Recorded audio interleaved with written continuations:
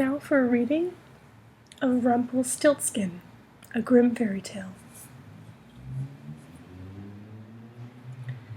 There was once a poor miller who had a beautiful daughter, and one day, having to go to speak with the king, he said, in order to make himself appear of consequence, that he had a daughter who could spin straw into gold. The king was very fond of gold, and thought to himself, "That is an art which would please me very well." And so he said to the miller, "If your daughter is so very clever, bring her to the castle in the morning, and I will put her to the proof."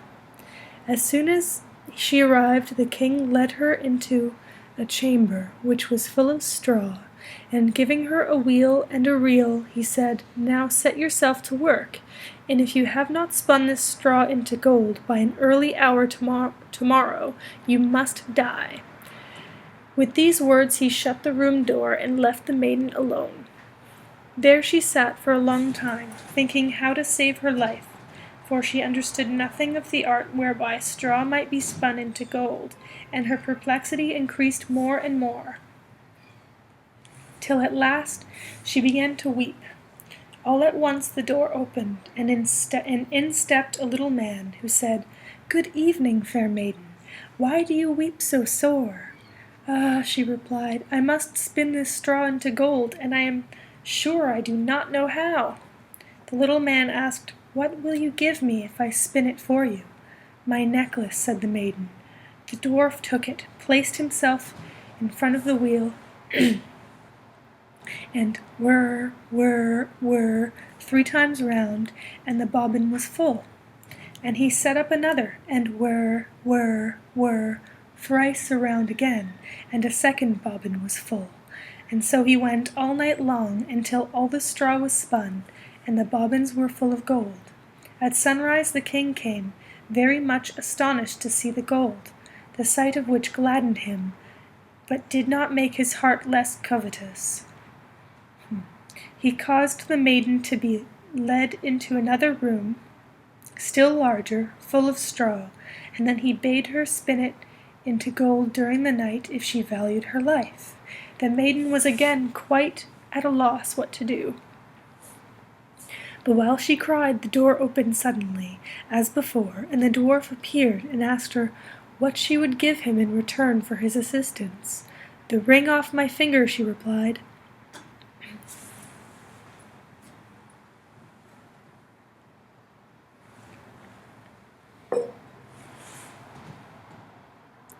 The little man took the ring and began to spin at once, and by morning all the straw was changed into glistening gold.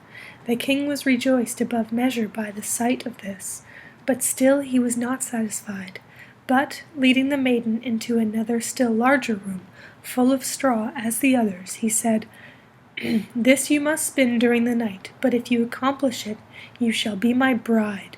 For," thought he to himself, "a richer wife thou canst not have in all the world." When the maiden was left alone, the dwarf again appeared and asked for the 3rd time, "What will you give me to do this for you?" "I have nothing left that I can give you," replied the maiden. "Then promise me your firstborn child if you become queen," said he. The miller's daughter thought, "Who can tell if that will ever happen?" And ignorant how else to help herself out of her trouble, she promised the dwarf what he desired, and he immediately set about and finished the spinning. When morning came, and the king found all he had wished for done, he celebrated his wedding, and the miller's fair daughter became queen. The gay time she had at the king's court caused her to forget that she had made a very foolish promise. About a year after the marriage, when she had ceased to think about the little dwarf, she brought a fine child into the world, and suddenly, soon after its birth, the very man appeared and demanded what she had promised. The frightened queen offered him and the riches of the kingdom if he would leave her child, but the dwarf answered, "No, something human is dearer to me than all the wealth of the world." The queen began to weep and groan so much that the dwarf pitied her, and said, "I will leave you 3 days to consider. If you in that time discover my name, you shall keep your child." At night long the queen racked her brains for all the names she could think of, and sent a messenger through the country to collect far and wide any new names. The following morning came the dwarf, and she began with Caspar, Melchior, Balthazar, and all the odd names she knew, but at each the little man exclaimed, "That is not my name."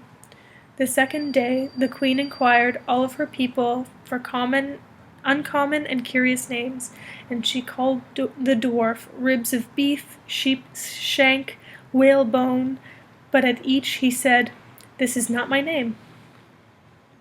The third day the messenger came back and said, "I have not found a single name, but as I came to a high mountain near the edge of the forest where foxes and hares say good night to each other, I saw there a little house, and before the door a fire was burning, and round this fire a very curious little man was dancing on one leg and shouting, 'Today I stew, and then I'll bake. Tomorrow I shall the queen's child